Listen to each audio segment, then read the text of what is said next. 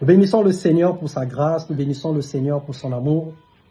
Ce soir, nous allons parler de la part de Dieu pendant ces 21 jours de prière que nous sommes en train d'aborder et nous sommes au 7e jour. Nous sommes en train de parler des stratégies de prière.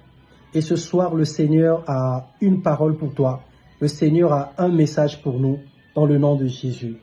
Alors, si je peux retracer le chemin, déjà, je voulais dire que notre passage de base, c'est 1 Thessaloniciens 5, le verset 17, et nous parlons de prier sans cesse.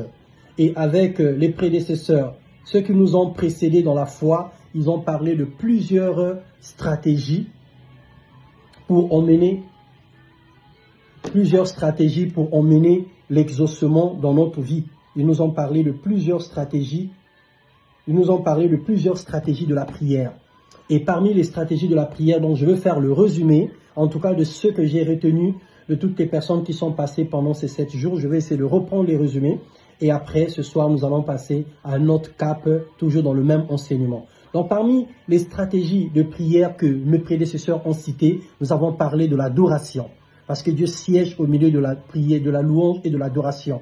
Je ne l'ai pas fait en ordre, donc c'est juste que j'ai repris tout ça là, ce que j'avais dans mon esprit, ce que je notais. Et nous avons parlé de la soif de Dieu. Lorsque nous avons soif de Dieu dans sa présence, nous recevons de l'Éternel ce que nos cœurs désirent. Et nous avons également parlé de la repentance réelle. La repentance pour attirer la faveur de Dieu dans nos vies. Lorsque nous nous repentons, nous attirons la faveur de Dieu dans notre vie. Nous avons aussi parlé du nom de l'Éternel. Parce que parmi tous les noms qui nous ont été donnés, sur le ciel, sur la terre et dans tous les univers, le nom de Jésus-Christ est le nom qui est au-dessus de tous les noms, le nom par lequel nous pouvons être sauvés. Et la Bible déclare que invoque-moi et je te reprendrai. Et quiconque invoquera le nom du Seigneur Jésus-Christ sera sauvé. Donc le nom de l'Éternel est aussi une stratégie qui nous emmène à l'exaucement. Nous avons parlé du jeûne, le jeûne et de la prière. Le jeûne ne nous emmène pas dans une dimension spirituelle. Le jeûne ne nous fait pas grandir. Le jeûne ne nous donne pas la puissance. Le jeûne, en fait simplement tomber la chair. En fait, lorsque nous jeûnons, nous ne changeons pas.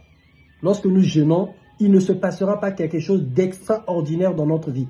Mais lorsque nous jeûnons, nous crucifions la chair. Nous faisons tomber la chair et nous devenons disponibles à recevoir ce qui est spirituel. Ce qui fait grandir l'esprit de l'homme, c'est la parole de Dieu. Tu peux jeûner, mais si tu ne médites pas la parole de Dieu, tu ne grandiras pas. Tu seras la même personne.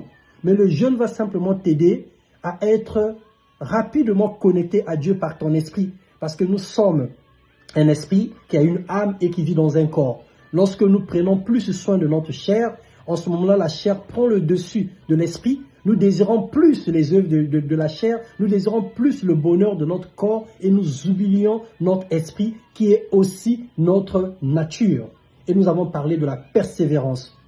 Et j'avais donné une définition personnelle de la persévérance. On disait que la persévérance, c'était percer pour voir.